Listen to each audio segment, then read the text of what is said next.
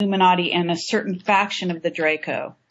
Yes, now, are you talking about? I think they're sometimes called the Shakar.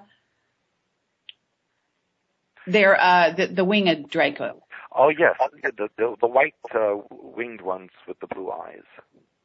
Okay, and those would be from the well, sometimes they're called the royalty, but yeah, the elite. They're the elite. And do you consider those to be the pure reptilian?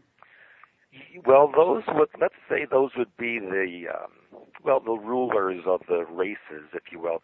The Draco Empire, has 7 different species within its hierarchy. And they really don't mix together. Each one has their own layer of functioning and importance. But these okay, can you name those 7 species? Well, there's the elite ones. There's the warrior class. There is the spiritual leaders. There's the common workers. There are the drones. Basically, you can correlate it to the Hindu caste system.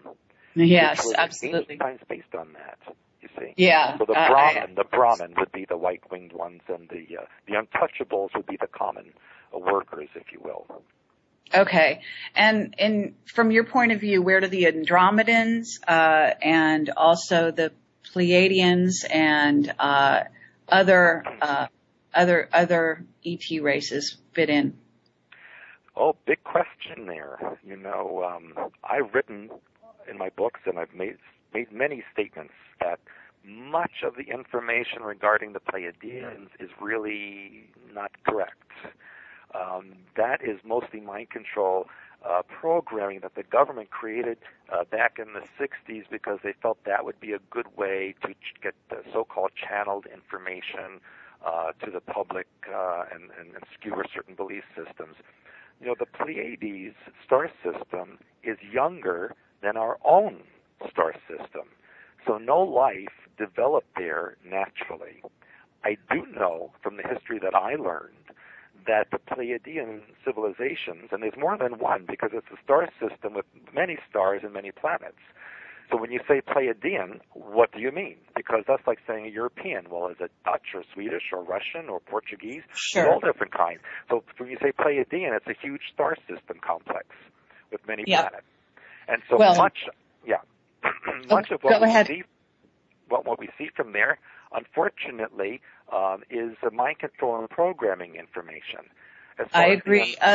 Now, but some of it, there are some beings that have visited here that have come from various races that could be termed Pleiadians, sort of as a bucket to put them in. But in general, what I was kind of referring to there in my question was, in other words, for example, those races, where do you fit them into this draconian empire? Because my understanding is that they are at war with dragons. Yeah, that's correct. And again, going back in time to the Lyrian civilization, which is where all humanity originated, which was attacked by the draconian eons ago, the refugees from the Lyrian star system fanned out and created many other colonies, including colonies in our own solar system. And this is what the Draco are against. This is what the Draco mean to attack and assimilate. And yes, there are wars going on in space. That's why it's interesting, almost humorous to me, when I hear these channeled information or these people who claim to be contactees or abductees, and they say, oh, it's so beautiful in space, and it's love, light, and peace, and their systems are so wonderful, when in fact the universe is a very dangerous place. Our planet's in a bad neighborhood. Yes, and it's dangerous to go outside, quite honestly. And so, there's all wars out there. There's no love, light, and peace. I'm very sorry to people who are listening. That's all la-la stuff from the New Age. It's quite the opposite in reality. Yes, of course, there are civilizations out there that are peaceful and that do mean well, but they don't interfere. They mind their own business and keep to themselves because they know that each one of us, each civilization, attracts their own experiences and is responsible for changing those experiences themselves. There's a Chinese saying that says, If you give a man a fish, you feed him for a day. If you teach him how to fish, you feed him for life. And so we need to teach ourselves how to fish, energetically and spiritually. Absolutely. I do. But hopefully, that's what I try to do with my work when I teach language of hyperspace, when I teach the color therapies and the symbols. That's what I'm hoping to do, to help people open up the 90% of their brain they're not using and the 97% of their DNA that they're not using. Imagine what we can do if we opened up even a portion of all of that. Okay, absolutely. Well, we talk about that a great deal. But when you're talking about the wars in space, of which we are fast becoming involved, and because of the secret space program, certain sides are being taken by certain groups of humanity. Are you able to delineate who is who in that war? Yes, somewhat. I can tell you that the U.S. government is only in association with maybe 5 or 6 different species that, let's say, have the same agenda as they do. The Russians are involved with another particular group, especially a group from Tau Ceti is involved with the Russians. Okay, but can you describe a little more specifically? Because my understanding is that the Army are sort of run by one group, the Navy by another, and so on. So there is some, in other words, they are maybe working together on the same agenda ultimately, but that they are run by different groups, ET groups. And can you be more specific as to which groups? Well, I disagree with that. I don't believe, and I'm pretty much I know that the different branches of the military don't have connections to one specific group.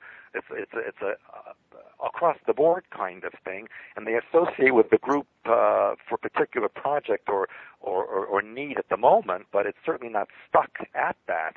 The group from Sirius A gives technology to all of them. There's no specific branch that gets that. There's also... And is that the Sirius A, are you calling these reptilians or the gray reptilians? No. Or cybernetic organisms? What? No. This group, Sirius A, is not reptilian at all. They're very tall, humanoid. I can't say they're human, but they're humanoid. They have a great technology for mixing genetics. In fact, a lot of the hybridization programs came from Sirius A technology, as well as some Draco technology.